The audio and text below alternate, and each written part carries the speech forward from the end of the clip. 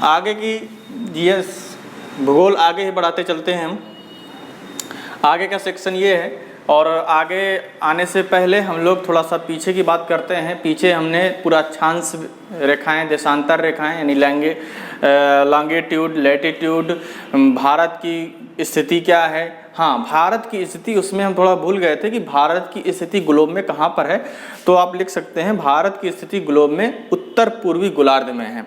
जैसे हमने बताया था कि ये हमारी पृथ्वी थी, और ये बीच का जो रेखा थी ये इक्वेटर थी, यानी इक्वेटर का मतलब भूमध्य रेखा जो पृथ्वी को दो भागों में बांटती है। हमने भारत को यहाँ साइन किया था, ऐसे करके हमने भारत को यहाँ पे दिखाया था। तो भारत की स्थिति क्या हुई ग्लोब में?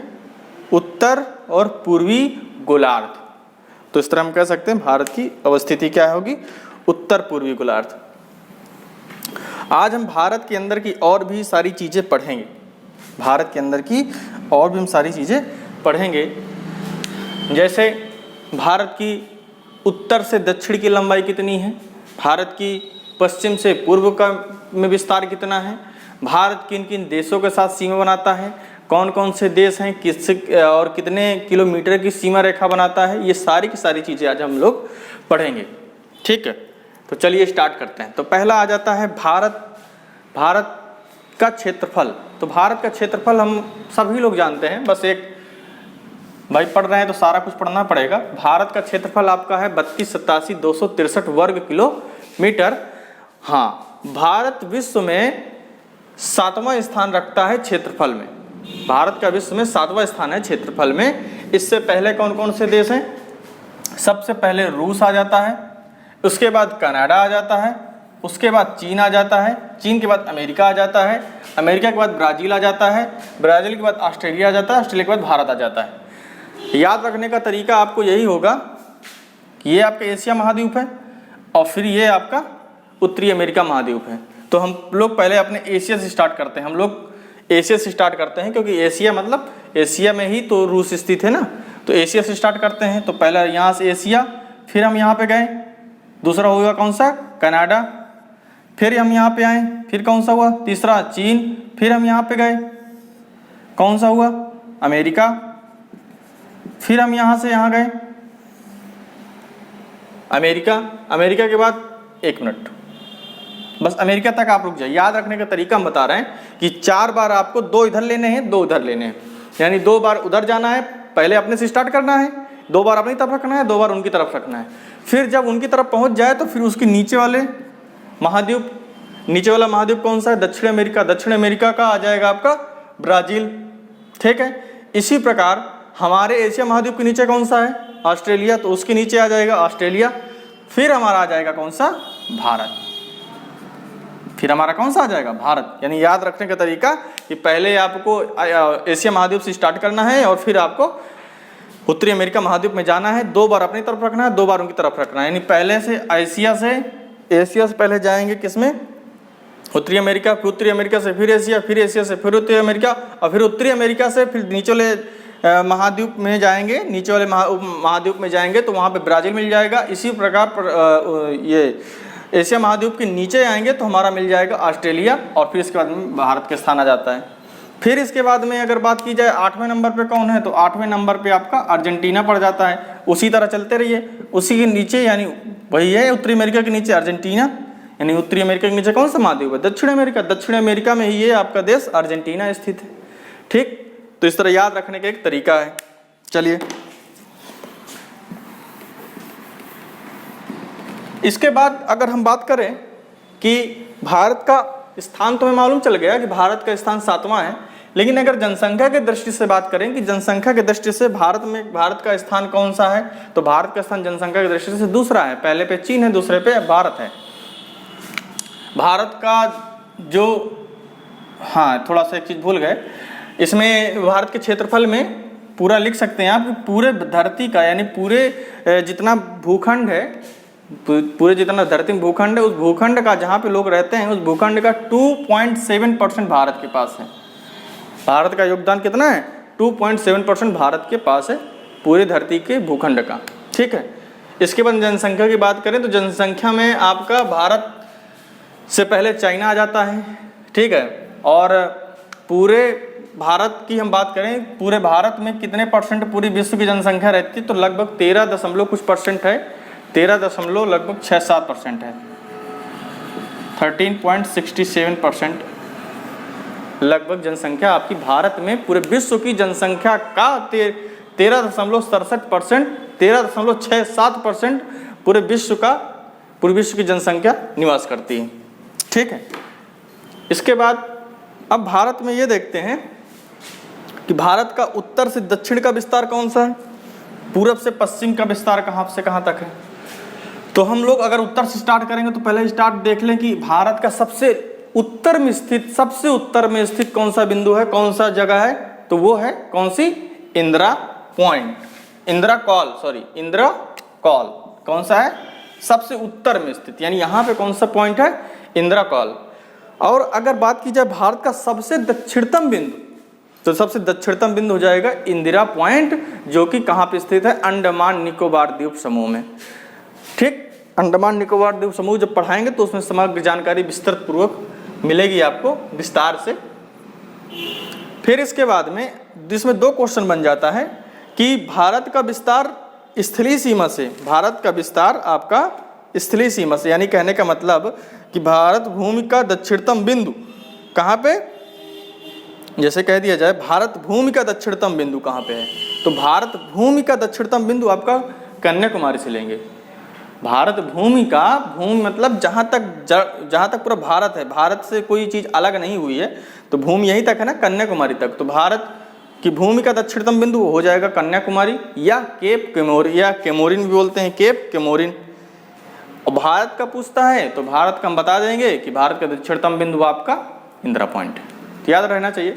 इंदिरा कॉल और इंदिरा पॉइंट कहते नहीं है, ऊपर से कॉल कराते हैं, तो उसी तरह याद रखिए, ऊपर कॉल होती है, नीचे आपका पॉइंट है, दोनों जगह इंदिरा पॉइंट हो जाता, इंदिरा नाम है।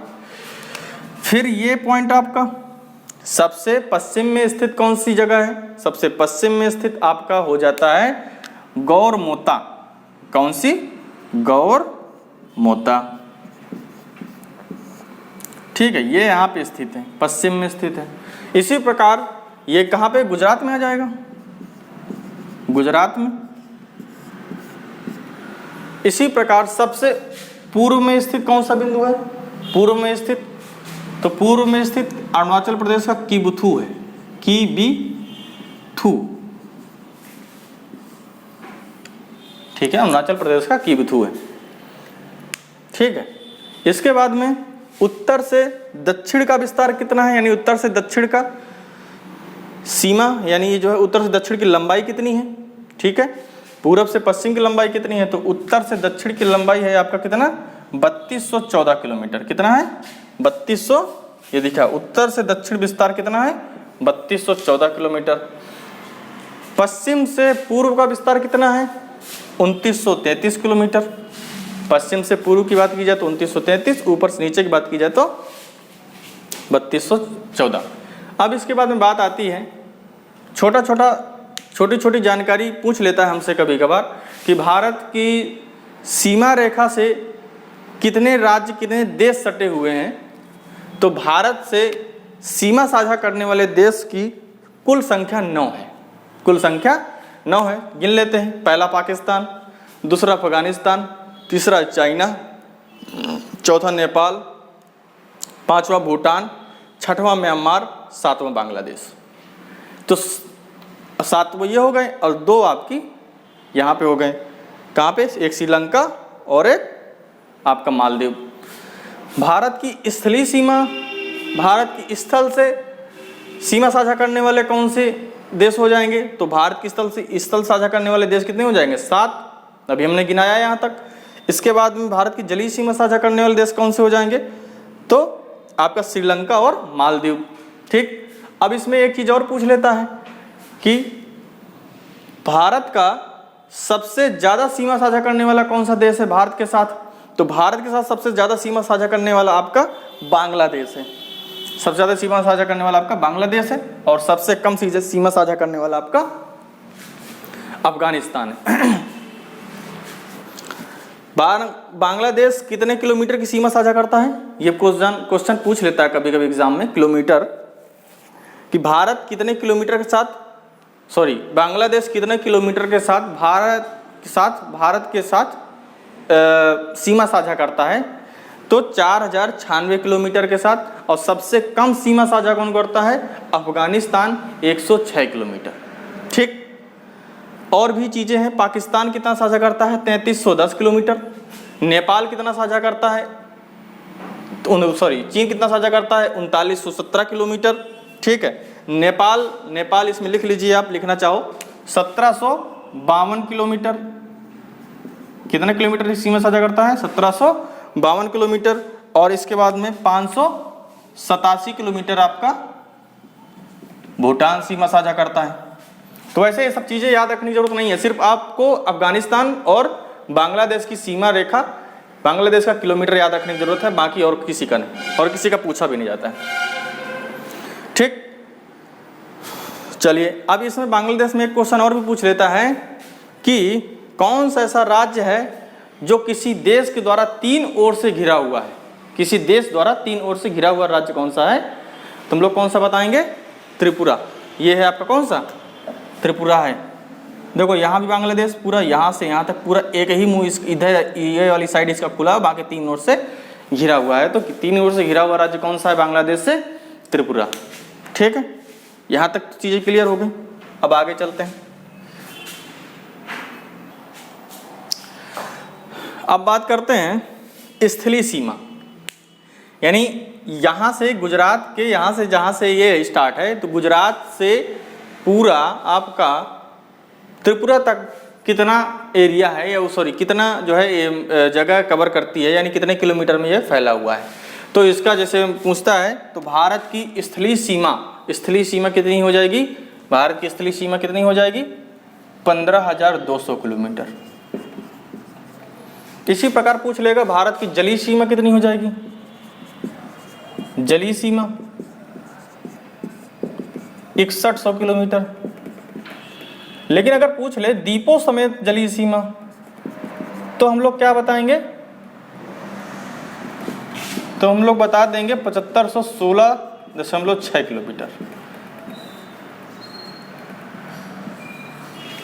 ठीक है, स्थलीय सीमा, जलीय सीमा और द्वीपों समेत इतने के एरिया पूरा कवर करता है। ठीक है, हाँ, अब एक चीज और इसमें पढ़ना है कि भारत का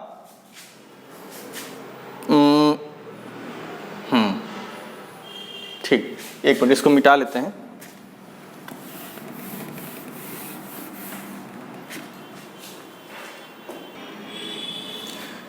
अब भारत के राज्यों की बात करते हैं। भारत में कितने राज्य हैं? तो बस सिंपल तरीके से जान लेते हैं कि भारत में टोटल कुल मिला के आपके राज्य हैं आपके 29 थे, और 7 केंद्र शासित प्रदेश थे। ठीक है, यूनियन टेरिटरी 7 थी, और स्टेट्स आपके कितने थे? 29। ठीक है, तो उसमें क्या हुआ कि आपको जम्मू एंड कश्मीर को 2 भागों में केंद्र शासित प्रदेशों में बांट दिया गया, तो इस वजह से राज्य आपके 28 ही हो गए, और केंद्र शासित प्रदेशों की संख्या भी आपकी 8 हो गई, जो कि 9 होनी चाहिए थी। वो ऐसे हो गई कि दादर नागर हवेली और आपका दमन दीव को एक मिला करके एक कर दिया गया है, एक केंद्र शासित प्रदेश बना दिया गया है, और लद्दाख और जम्मू कश्मीर को अलग कर दिया गया है। ठीक है, यानी कहने का मतलब ये 2 भागों में ऐसे करके बांट दिया गया है। इधर का पूरा जम्मू कश्मीर, इधर का पूरा लद्दाख का क्षेत्र हो गया है, 2 केंद्र शासित प्रदेशों में बांट दिया गया है। तो अब हम कह सकते हैं कि केंद्र शासित प्रदेशों की संख्या आपकी 8 हो गई है, और स्टेट्स यानी राज्यों की संख्या आपकी 28 हो गई है। ठीक है, तो आज इतनी संक्षिप्त जानकारी रखते हैं। इसके बाद में कल से हम लोग चैनल्स, खाड़ियाँ, ठीक है, द्वीप कल स्टार्ट कर देते हैं। पूरा द्वीप पढ़ेंगे, चैनल पढ़ेंगे, कौन सी रेखा किस चैनल को कहाँ से अलग करती है। ठीक है, ये सारी चीज़ें हम लोग कल पढ़ते हैं। तो आज यहीं पे रहने देते हैं।